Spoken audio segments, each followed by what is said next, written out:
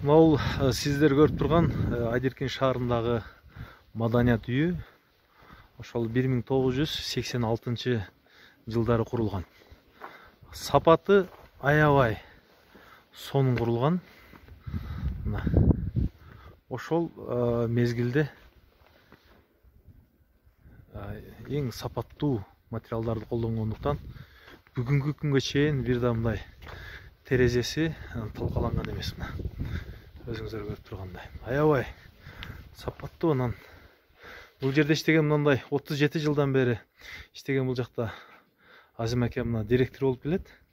Ушул Азим акенин эмгеги менен бул маданият үйү күнү бүгүнкүдөй ошол бойдон сакталып турат.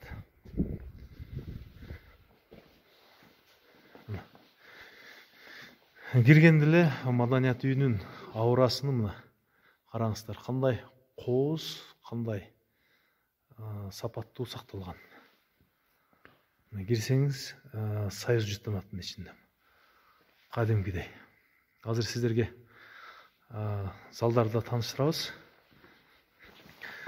Карасаңыздар аябай сонун, өтө сонун болгон да. Бул ошол Кадамжай районунун Айдеркен шаарындагы маданият үйү. Аябай сапаттуу, аябай кооз. Мындай абдан сонун болуп жасалган.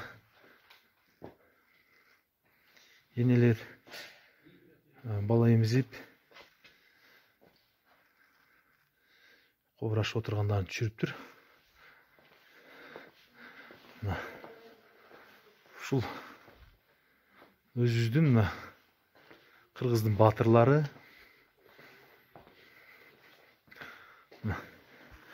Бул жака манас сүрүлгөн.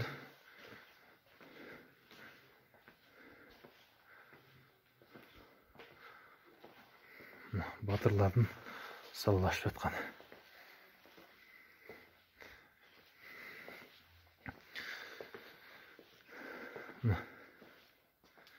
Аябай сонун сакталган да. Эч жери мындай талкаланып бузулган эмес. Кадимки эле ошол асма шамдары деле мына ошол бойдон сакталып турат. Бул ошол экинчи этаждан көрүнүш. Бул эми Кыргызстанда кооздугу менен сапаттуулугу боюнча көрүнүш.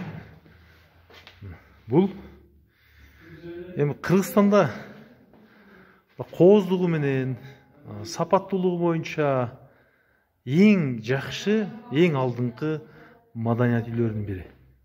86-жылы курулган болсо дагы, ачылышы болсо дагы күнү бүгүнкүдөй сакталып турат. Бул мына экинчи этажда, экинчи кабатындагы кичи зал экен. Бирок карасаңыздар мына аябай сонун да, аябай сапаттуу сакталган. Чындыгында кээде ушундай иштеген адамдарды көрүп жүрөгүң жылыйт да, рахмат айткың келет.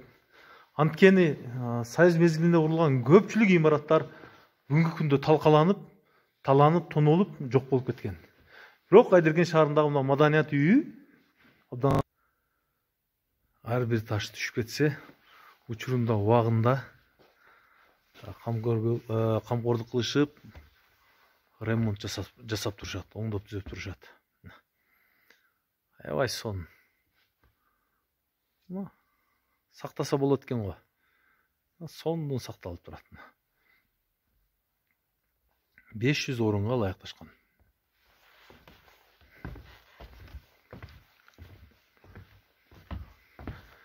Аябай жакшы сакталган.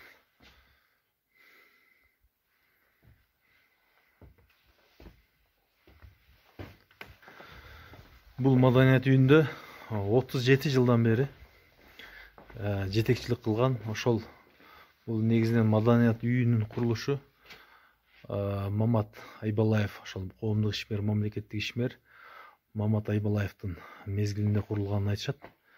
Ошол 86-жылы ушул маданият үйүнүн ачылышы болгон болсо, ошол ачылышында ошол учурда маданият үйүнө директор кылып дайындап кеткен Мамат Айбалаев тарабынан дайындалган. Бул жерде Азимек отурат. Салам алейкум, Азимеке, кандайсыз? Жакшысызбы? Иштериңиз, ден соолугуңуз кандай? Иштеп атасыз. Бул маданият үйүн аябай жакшы сактаптырсыз. Ошол курулган бойдон сакталып турат экен. Эми буга тез ремонт кылып турасыздарбы, кандай сактап атасыздар буну? Бул маданият үй Хайдаркан сымап комбинатын балансында турат. Комбинат жардам кылып атат, карап турат, баланста. Ушундай жардам болот постоянно. Азыраак иштебей койду, мына коронавирус болгондо кийин мына комбинат азыраак иштебей койду. А так постоянно бизге жардам бар. Каралып, ремонттолуп, ошол өзүнүн буюмдары сакталып, кармалып турат экен да? Да, бул биздин инвентарь жайда 37 жыл амайок жайда турат. Эч нерсени эч ким списать кылган эмес, урдаган эмес. Сиз мисалы 86-жылдан бери, мындай чыкканда 37 жылдан бери, 37-38 жылдан бери ушул жерде директор экенсиз да? Мурда эл кандай келчү эле маданият үйүнө? Азыр кандай? Айырмасын айтып берсеңиз? Мурда эл көп келет эле. 500 орун болсо 600-700 адам кирет эле.